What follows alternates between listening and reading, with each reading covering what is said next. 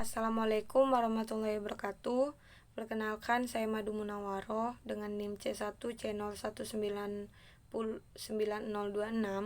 dari kelas R10 Prodi Akuntansi. Di sini saya akan menjelaskan tentang akuntansi keperilakuan komunikasi informasi akuntansi. Langsung saja ke sub materi pertama, yaitu ada teori komunikasi. Riset menunjukkan bahwa komunikasi yang buruk adalah sumber konflik interpersonal yang paling sering disebutkan, karena individu menghabiskan hampir 70% dari waktu aktifnya untuk berkomunikasi seperti menulis, membaca, berbicara, mendengarkan. Hal ini tampak jelas disimpulkan bahwa salah satu kekuatan yang paling menghambat keberhasilan kinerja kelompok adalah kurangnya komunikasi yang efektif. Teori ini meninjau ulang tentang apa yang kita ketahui mengenai komunikasi, sehingga dengan komunikasi tersebut dapat mempermudah tugas yang dilakukan oleh akuntan, seperti pelaporan keuangan audit dan konsultasi manajemen dalam hal memenuhi harapan klien. Proses akuntansi itu sendiri adalah komunikasi informal dengan implikasi keuangan atau manajemen. Oleh karena itu, untuk menjadi seorang akuntan yang efektif, seseorang harus menjadi komunikator yang efektif pula. Komunikasi informal tersebut berupa informasi bisnis yang harus disajikan oleh para akuntan. Untuk memenuhi kebutuhan pengguna, informasi tersebut harus dinyatakan dengan jelas, ringkas, dan akurat. Yang kedua, fungsi komunikasi. Menurut Robin, komunikasi memiliki 4 fungsi utama dalam suatu kelompok atau organisasi, yaitu pengendalian, motivasi, pengukuran emosional, dan informasi. Model-model komunikasi. Roger dan Kincaid pada tahun 1981 telah mengkritik model-model terdahulu karena model-model tersebut mengarah pada tujuan biasa dalam komunikasi. Ketujuh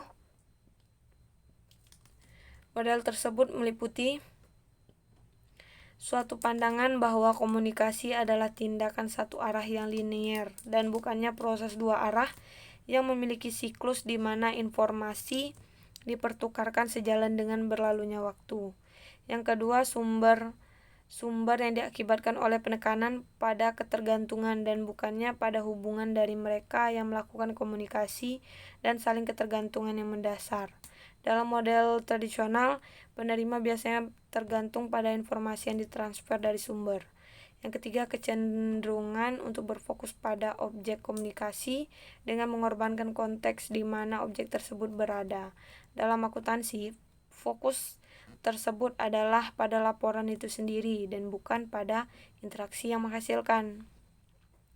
Selanjutnya yaitu ada kecenderungan berfokus pada pesan itu sendiri dengan mengorbankan waktu dari pesan tersebut. Kecenderungan untuk menganggap bahwa fungsi utama dari komunikasi adalah persuasi dan bukannya pemahaman konsensus dan tindakan kolektif yang menguntungkan. Dalam konteks bisnis, fokus kepada penerapan kebijakan dan bukan pada pengambilan keputusan secara partisipatif. Selanjutnya ada kecenderungan untuk berkonsentrasi pada dampak-dampak psikologis dari komunikasi terhadap individu-individu yang terpisah dan bukan pada dampak sosial serta hubungan antara individu dalam suatu komunitas. Yang terakhir ada suatu keyakinan dalam hubungan sebab akibat mekanisme satu arah dan bukannya hubungan sebab akibat dua arah yang merupakan karakteristik sistem informasi manusia yang pada dasarnya bersifat sibernetik. Selanjutnya yaitu ada 4 kondisi yang mempengaruhi pengkodean pesan. Yang pertama ada keterampilan, yang kedua sikap, yang ketiga pengetahuan, dan yang terakhir ada sistem sosial budaya. Pesan merupakan suatu produk fisik sebenarnya dari pengkodean sumber. Bila seseorang berbicara, pembicaraan itu adalah pesan. Jadi dapat disimpulkan bahwa pesan seseorang dipengaruhi oleh kode atau kelompok simbol yang digunakan untuk mentransfer makna, isi dari pesan itu sendiri, serta keputusan yang diambil dalam memilih dan menata kode dan isi. Hal-hal yang mendasar dalam komunikasi. Untuk memperoleh pengetahuan yang cukup akan komunikasi dibutuhkan adanya satuan pemahaman atas beberapa konsep yang mendasar. Pada bagian ini, konsep-konsep tersebut akan ditinjau secara khusus untuk melihat pola arus dari komunikasi, membandingkan jaringan komunikasi formal dan informal, menggambarkan pentingnya komunikasi nonverbal, memperhatikan bagaimana individu memilih saluran komunikasi, dan menghilangkan penghalang utama dalam komunikasi yang efektif. Yaitu ada 4. Pertama, arah komunikasi, kedua, jaringan formal dan informal, yang ketiga, komunikasi nonverbal, dan yang terakhir adalah penghalang komunikasi efektif. Selanjutnya, umpan balik dalam pernyataan-pernyataan ini dapat digunakan untuk memodifikasi draft dokumen untuk meningkatkan efektivitasnya. Yang pertama, seberapa efektif laporan tersebut memenuhi kebutuhan pengguna? Apakah laporan tersebut dimengerti? Yang kedua, apakah laporan tersebut memenuhi harapan pengguna?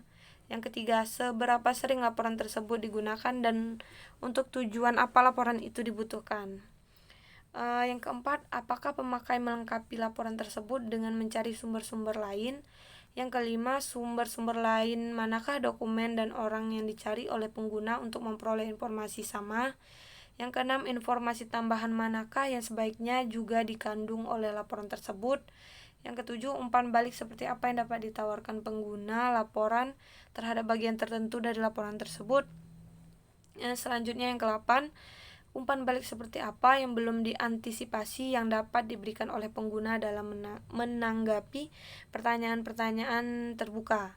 Yang 9, apakah karakteristik demografi dan sosial dari pengguna aktual? Siapakah yang menggunakan laporan tersebut? Selanjutnya yaitu masalah-masalah terbaru dalam komunikasi. Yang pertama adalah penghalang komunikasi antar pria dan wanita. Yang kedua, komunikasi yang benar secara politik.